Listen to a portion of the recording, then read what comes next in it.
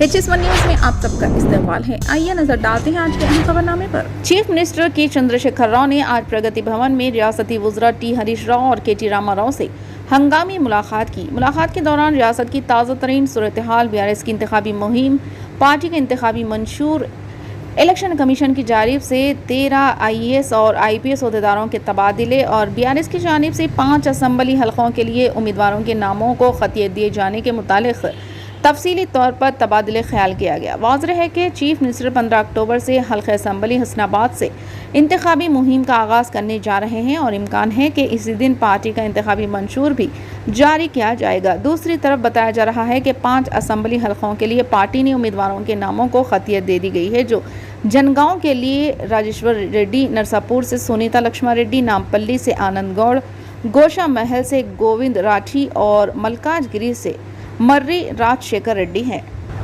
Managing director doctor Ali multi speciality medical and oncology centre doctor Mohammed Shaukat Ali की इत्तला के बमूजिब इतवार 15 अक्टूबर को बज़िमन माह मुबारक रबीउल अव्वल 10 बजे दिन ता 3 बजे से पहर जनरल मुफ्त चेकअप कैंप मुनक़िद किया जा रहा है।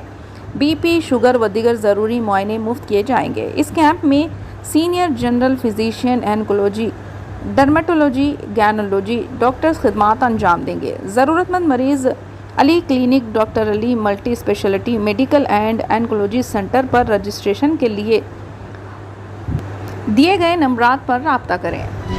तेलुगु देशम पार्टी के जनरल सेक्रेटरी नारा लोकेश ने मरकजी वज़ीर दाखिला अमित शाह से शिकायत की है कि जेल में इनके वालिद व साबिक़ chief minister N Chandrababu Naidu की ज़िंदगी को ख़तरा लाहक है। लोकेश, जिन्होंने चाशबे की शब दिल्ली में अमित शाह से मुलाकात की, इल्ज़ाम आयद किया कि चीफ मिनिस्टर जगन मोहन रेड्डी नायडू को निशाना बनाने के लिए सियासी इंतखाम की पॉलिसी पर अमल पीरा हैं।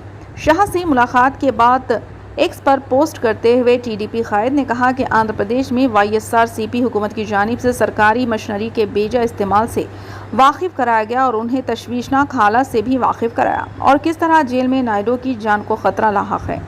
लोकेश ने शाह को बताया कि एक तरफ नायडू को गिरफ्तार किया गया है तो दूसरी तरफ तहकीकात के नाम पर उन्हें हरासा किया जा रहा है। इन्होंने इल्ज़ाम आयद किया कि हुकूमत मेरे वालिदा भुवनेश्वरी और मेरी अहलिया ब्रह्मणी के लिए मुश्किलात पैदा करने की कोशिश कर रहे हैं।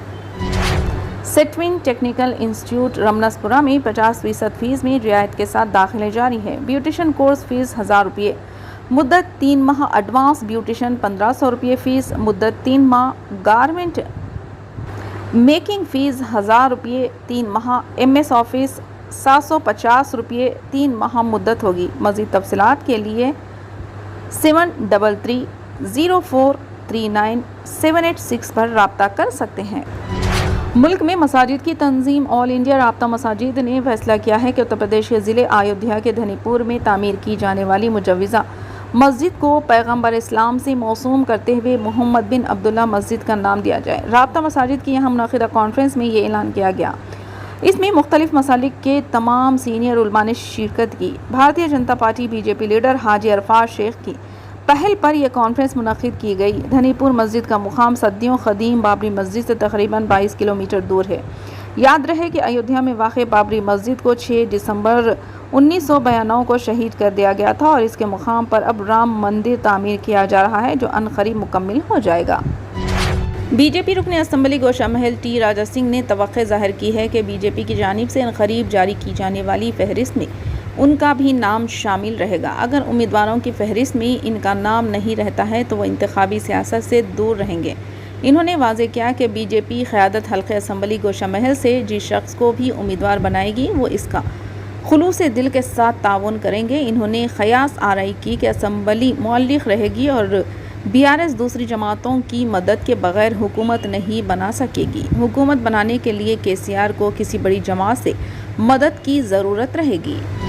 शहर हैदराबाद का नया कमिश्नर कौन होगा? क्योंकि इलेक्शन कमीशन के हुक्म के बाद सिटी पुलिस कमिश्नर CV आनंद के तबादले के अहकाम जारी हो चुके हैं। ज़राए के मुताबिक हुकूमत तेलंगाना ने रियासत के अहम सिटी पुलिस कमिश्नर के ओहदे के लिए सीनियर IPS अहदेदारों की फहरिस्त कमीशन को रवाना की है। इस पैनल में जिन अहदेदारों का नाम शामिल है इनमें राजू रतन, जितेंद्र, संदीप शिंडालिया और महेश M भगवत के नाम शामिल है। देखना यह है कि इलेक्शन कमीशन किसे शहर हैदराबाद का नया कमिश्नर मुकर्रर करेगी। वाईएसआर तेलंगाना पार्टी वाईएसआरटीपी ने तेलंगाना भर में 119 हलकों से इंतखाबात में मुकाबला करने का फैसला किया है। इस सिलसिले में पार्टी के सदर वाईएस शर्मिला ने पार्टी की रियासती सतह की एग्जीक्यूटिव कमेटी की मीटिंग में ये फैसला किया। शर्मिला ने पालेरू हलके से इलेक्शन लड़ने का ऐलान किया। शर्मिला ने लीडरों को पार्टी के ही फॉर्म के लिए दरख्वास्त देने का मशवरा दिया। मरकजी वजीर व तेलंगाना बीजेपी के सदर जी किशन रेड्डी ने रियासत में बरसर इख्तिदार आने पर इनकी पार्टी आबादी की असास पर कबायलियों को 10% तहफ़्फ़ुज़ात फराहम करने की कोशिश करेगी। तेलंगाना में असम्बली इंतखाबात 30 नवंबर को मुनक़िद होंगे। ज़िले मुल्क के मेडारा में मशहूर कबायली देवाओं समका और सारका की पूजा के बाद यहाँ मीडिया के नुमाइंदों से बातचीत करते हुए ये बात कही। वज़ीर-ए-आज़म नरेंद्र मोदी ने हालिया दौरे तेलंगाना के दौरान ज़िले मुल्क में सेंट्रल ट्राइबल यूनिवर्सिटी कायम करने का ऐलान किया था और इस यूनिवर्सिटी को इन देवियों से मौसूम करने का भी ऐलान किया था। मरकजी हुकूमत ने यूनिवर्सिटी के क़याम के लिए 900 करोड़ रुपये मुख्तस किए हैं। वज़ीर-ए-आज़म के इस ऐलान के तनाजुर में किशन रेड्डी ने आज मेडारम का दौरा किया। इंडियन रेलवे ने रेलवे मुसाफिरों को खुशखबरी दी है। इंडियन रेलवे ने इन लोगों के लिए एक बेहतरीन सहूलत फराहम की है जो रिजर्वेशन करवाते हैं और इमरजेंसी या आखिरी लम्हात में अपना सफ़र मंसूख कर देते हैं। अब तक अगर आप बुकिंग करते थे तो आपको सफ़र करना पड़ता था या टिकट मंसूख करना पड़ता था।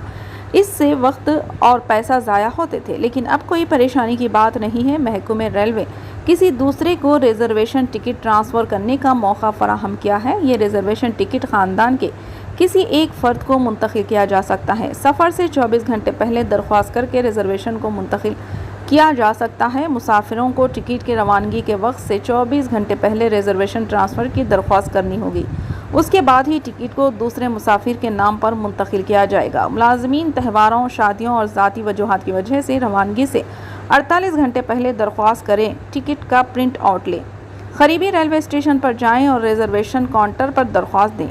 आधार कार्ड, पैन कार्ड या वोटर ID कार्ड जैसे ID के साथ आपकी शनाख्त की एक कॉपी उस शख्स के लिए लाजमी है जो टिकट ट्रांसफ़र करना चाहता है। तमाम दस्तावेज़ात के साथ रिजर्वेशन काउंटर के ज़रिए टिकट के ट्रांसफ़र के लिए दरख्वास्त दें। फ़िलहाल के लिए इस खबरनामे में बस इतना ही। देखने के लिए आपका बहुत बहुत शुक्रिया। अगर आप नए हैं इस चैनल पर तो सब्सक्राइब ज़रूर कर लें और बेल आइकन को दबा लें ताकि हमारी हर खबर आप तक पहले मिले।